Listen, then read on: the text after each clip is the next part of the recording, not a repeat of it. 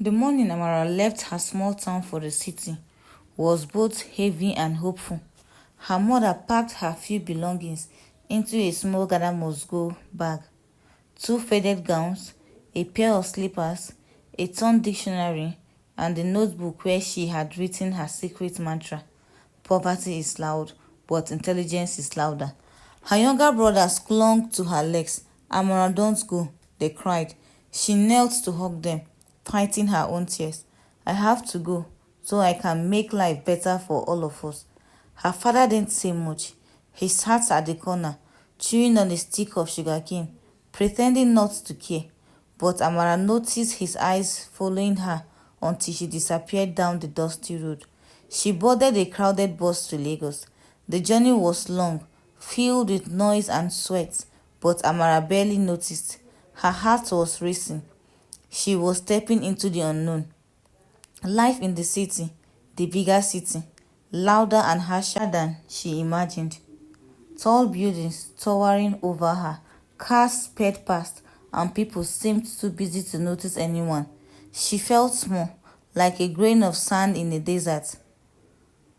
Through a distant cousin, she managed to secure a job as a cleaner in a corporate office.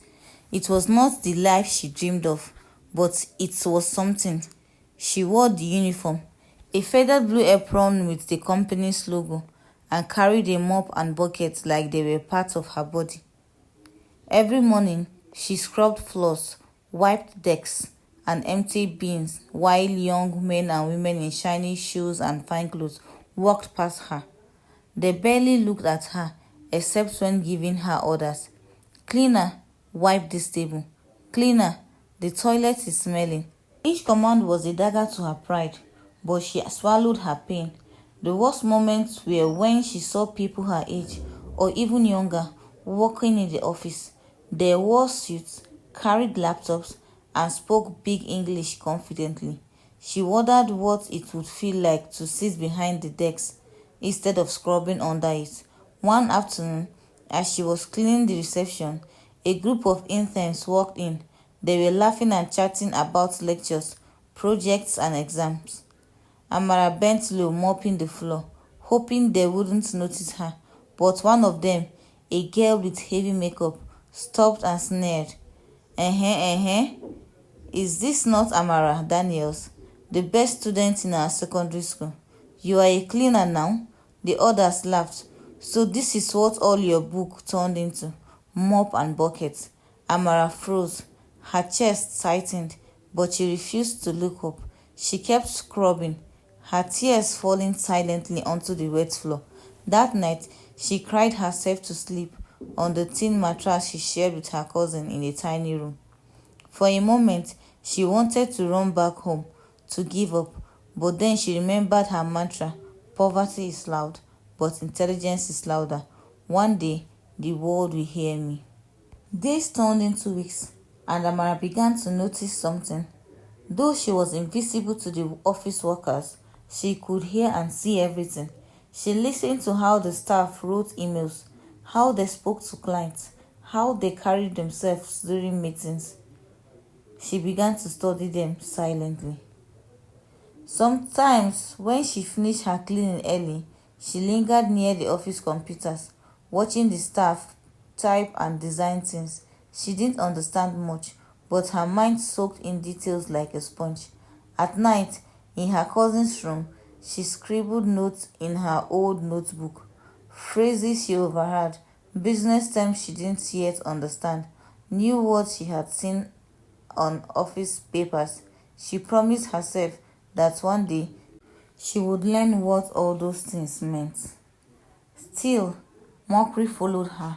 Some staff treated her like she wasn't even human. One manager, a proud woman who always wore expensive heels, often said loudly, "If you don't study hard in life, you will end up like this cleaner, mopping people's sweat." Everyone laughed except Amara. She smiled quietly, even though her heart bled. She had studied hard, she had been the best, but poverty had written a different script for her. Yet, instead of healing her spirit, the word dug deeper into her bones. She told herself, If they see me as nothing now, I will make sure they see me as everything later. What they didn't know was that Amara was not just cleaning floors, she was also cleaning her path to greatness. One evening, as Amara was cleaning the office, she overheard two staff members talking about a social media campaign. They argued about how to get more engagement for the company's page. The word sounded strange to her. Campaigns, engagement, analytics, but something about the conversation lit a spark. She thought about the old phones she sometimes saw in the market, the Facebook posts she had once scrolled through at a friend's shop. Could this social media work be the new world everyone was rushing into? That night, lying on her thin mattress, she whispered to herself, I must learn this. I don't know how yet, but I must. Amara didn't have a phone or a laptop, but she had determination. Sometimes, after cleaning, she would stand by the office computers, pretending to dust them. When no one was watching, she clicked around. She learned how to open a browser, how to type words into Google, how to find websites. At first, it was confusing, but slowly she began to understand. She discovered free blogs teaching about social media, design, and even marketing. She read in secret, memorizing every line. One afternoon, she saw a worker designing something on Canva. She didn't know the app name yet, but she memorized the colors, the shapes, the way the mouse moved around. That night, she wrote in her book, one day I will learn how to design like that. But learning had a cost. Amara often skipped lunch just to sneak extra time on the office computer. She would pretend she was still cleaning, when in fact she was reading online tutorials. Her stomach growled painfully, but she told herself, hunger is temporary, knowledge is forever. Still, she paid another price, suspicion. One day, a junior staff member caught her near the computer. What are you doing here? He asked sharply. Amara's hand trembled. I was wiping the deck, sir. He frowned. Cleaner, stay in your place. These computers are not for you. Amara bowed her head, but inside she was boiling. One day, I will have my own computer. One day, no one will tell me where my place is. Her cousin noticed her late night scribbling and shook her head. Amara, you're wasting your time. Cleaners don't become office workers. Just accept your fate. But Amara ignored her. She had made a secret timetable. Every night, she would study new words, marketing concepts, and even practice sketching design on paper, since she had no laptop. Sometimes, she drew fake logos with pencils, imagining they were for big companies. Other nights, she copied phrases she had in the office and tried to use them in sentences. Her notebook became her hidden treasure, a book of dreams, knowledge, and quiet rebellion against the fate poverty had written for her. One fateful week, the office social media page went down. The staff panicked, unsure of how to fix it. Amara knew she had seen something about account recovery in one of her secret readings. Her heart pounding, she approached the receptionist. Excuse me, ma. I think I can help. The receptionist stared at her in disbelief. You, a cleaner. Amara nodded with shaky hands.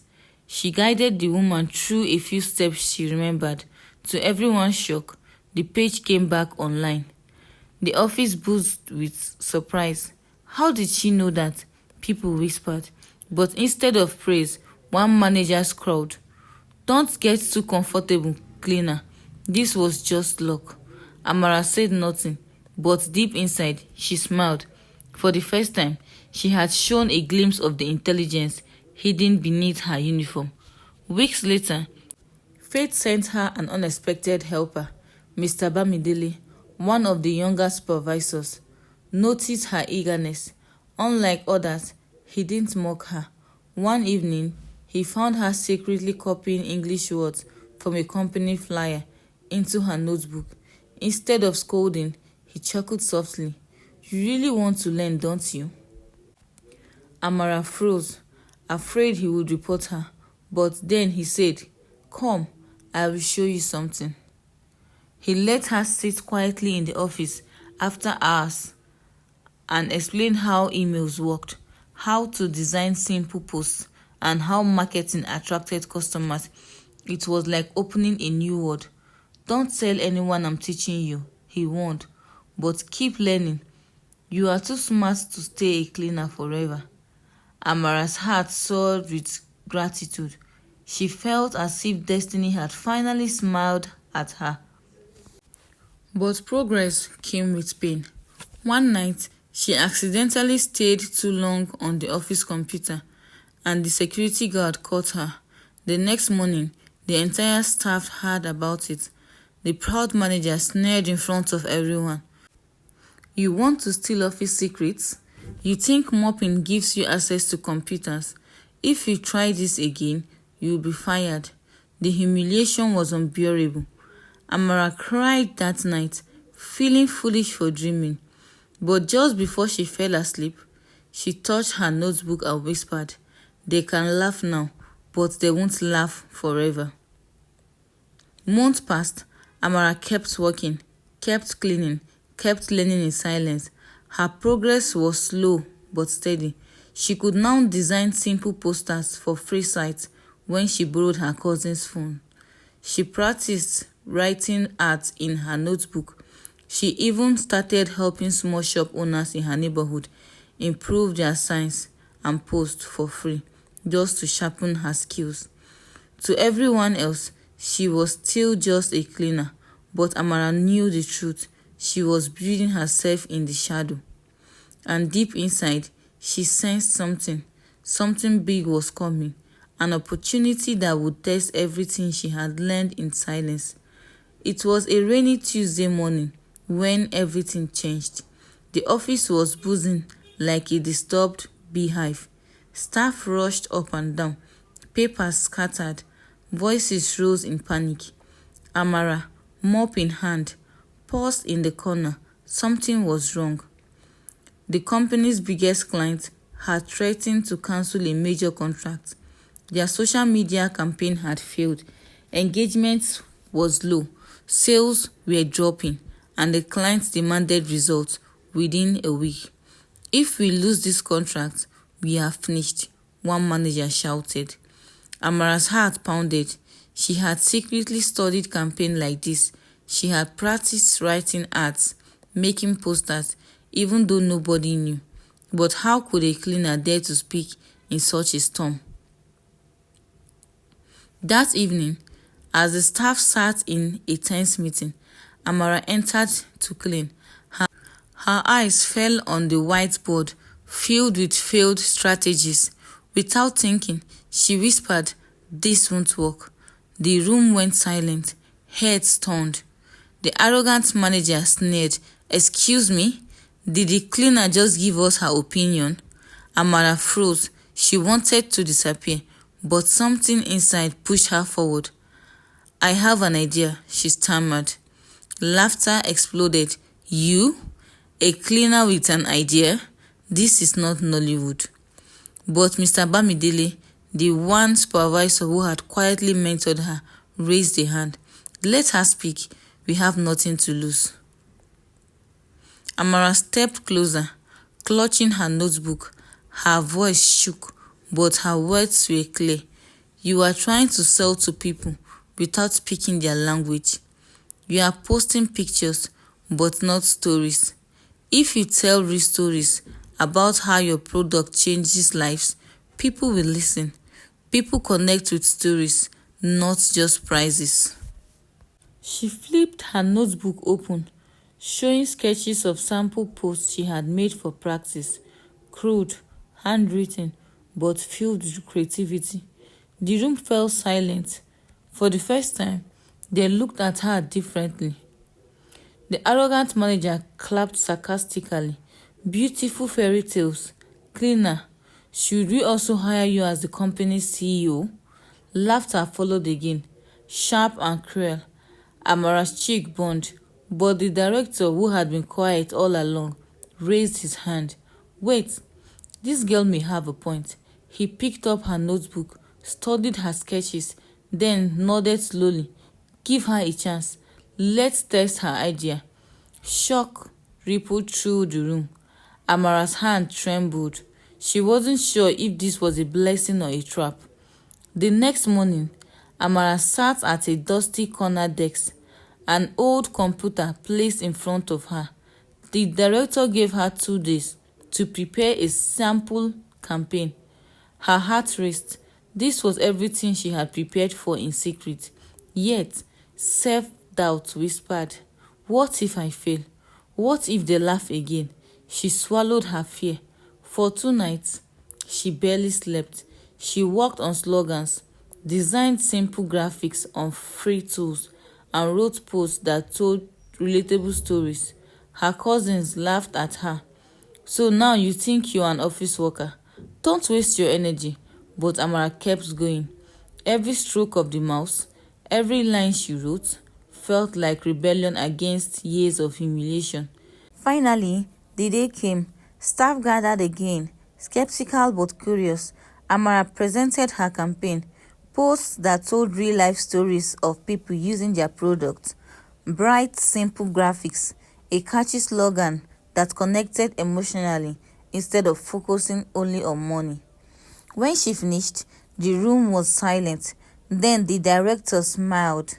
This could actually work. Mr. Bamidele clapped quietly. Others exchanged uncertain glances. The arrogant managers called but said nothing. The company decided to post Amara's sample campaign on social media for 1 week. The results shocked everyone. Engagement doubled within days. Customers began commenting with excitement. The client who had threatened to leave suddenly called back impressed. The director smiled proudly. Well done, Amara. For the first time, she heard her name in that office without mockery. But not everyone was happy. The arrogant manager's eye burned with silent rage. He had been humiliated by a cleaner's success. Amara didn't know it yet, but her first victory had also created her first powerful enemy. And this enemy would stop at nothing to drag her back. Still, as she walked home that night, clutching to her notebook, Amara whispered into the wind, "This is just the beginning."